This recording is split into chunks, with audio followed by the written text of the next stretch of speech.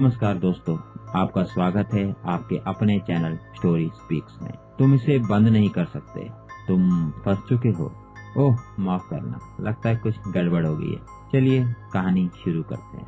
राजू सिर्फ 10 साल का था, लेकिन उसकी शरारतों से गांव का हर बच्चा परेशान था।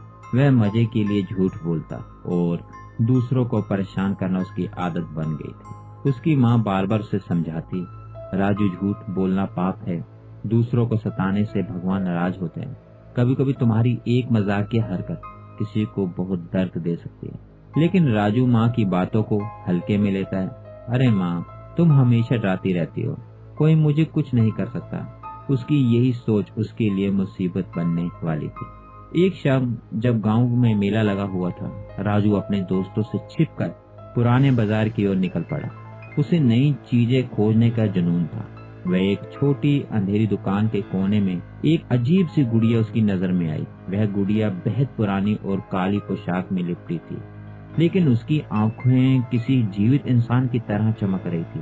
राजू उसे देखते ही मोहित हो गया। दुकानदार ने उसे चेतावनी दी, बेटा ये गुड़िया शापित है, इसे जो भी लेता है उसका जीवन बर्बाद हो जाता है। राजू ने दुकानदार की बात का मजाक उड़ाते हुए सोचा, ये सब कहानियां बुजुर्गों को बेवकूफ बनाने के लिए होती हैं, और उसने बिना कुछ सोचे समझे गुड़िया चुरा ली। घर लौटने के बाद राजू ने गुड़िया को अपने बिस्तर के पास रख दिया। उसे बिल्कुल भी डर नहीं था, बल्कि वह अपनी इस हरकत पर बहुत खुश था। लेकिन जैसे ही रात गहराई, अजीब घटनाएं होने लगी। खिड़की के कांच अचानक खड़खड़ाने लगे, मानो कोई उसे जबरदस्ती खोलना चाह रहा हो। कमरे में हल्की हल्की सरसराहट की आवाजें गूंजने लगी, जैसे कोई उसके आसपास चल रहा हो। राजू ने डरते हुए चारों ओर देखा, लेकिन वहां कोई नहीं था। उसकी खुद को तसल्ली दी, ये बस मेरी सोच है, और चादर के में मुंह छुपाकर सोने की कोशिश की। तभी उसे लगा कि किसी ने उसके कान के पास हल्की हंसी भरी फुसफुसाहट की, अब मजा आएगा ना राजू। सुबह तक राजू बेचैन था। उसकी नींद में हर थोड़ी देर में अजीब सपने आते रहे। अगली रात जैसे ही घर में सन्नाटा फैला, गुड़िया अपने आप हिलने लगी। राजू ने देखा कि गुड़िया अब सीधे उसकी ओर देख रही थी। उसकी आंखों में कोई खतरनाक चमक थी, और फिर वह गुड़िया अचानक खड़ी हो गई। राजू के गले से चीख निकलने ही वाली थी, लेकिन डर के मारे उसकी आवाज गले में अटक गई। गुड़िया ने मखौल भरे लहजे में कहा, तुम दूसरों को तकलीफ देते हो ना राजू, अब तुम्हें वही महसूस होगा जो तुमने सबको महसूस कराया है। राजू ने कांपते हुए गुड़िया से माफी मांगने की कोशिश की। मैं प्लीज माफ कर दो, लेकिन अब बहुत देर हो चुकी थी। गुड़िया ने अपना हाथ हवा में लहराया और कमरे की सारी लाइट अपने आप बुझ गई। कुछ दिन राजू के लिए किसी बुरे सपने से कम नहीं थे। वह डर रहा था। जब भी वह खाने की कोशिश करता, उसके हाथ से थाली गिर जाती। वह बिस्तर पर सोने जाता, लेकिन कोई अदृश्य ताकत उसे धक्का देकर जमीन पर गिरा देती।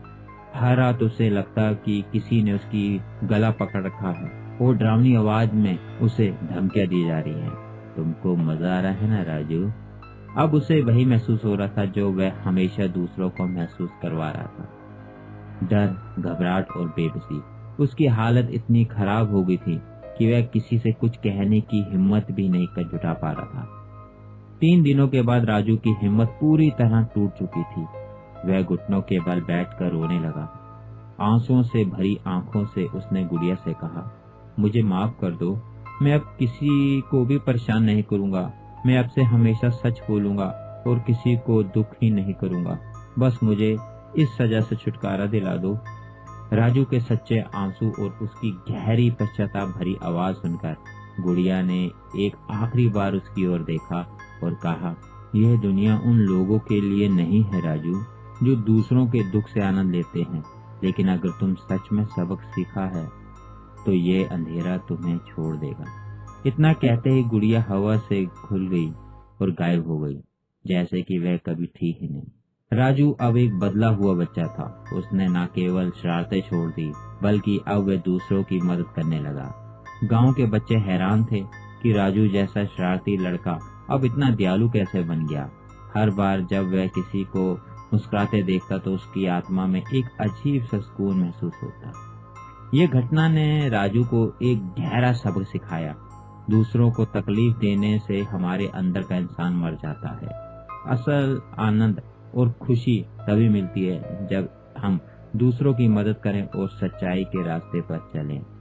यह कहानी केवल डर के बारे में नहीं है, बल्कि यह हमें यह एहसास दिलाती है कि दूसरों के दर्द का मजाक बनाना हमें भी तकलीफ में डाल सकता है। दया और ईमानदारी ही जीवन को सही दिशा में ले जाते हैं। आई होप आपको इस कहानी से कुछ सबक मिला हो। अगर कहानी अच्छी लगी हो तो प्लीज वीडियो को लाइक और चैनल को सब्सक्राइब कीजिए ताकि आने वाली कहानियां आप तक पहुंचती है।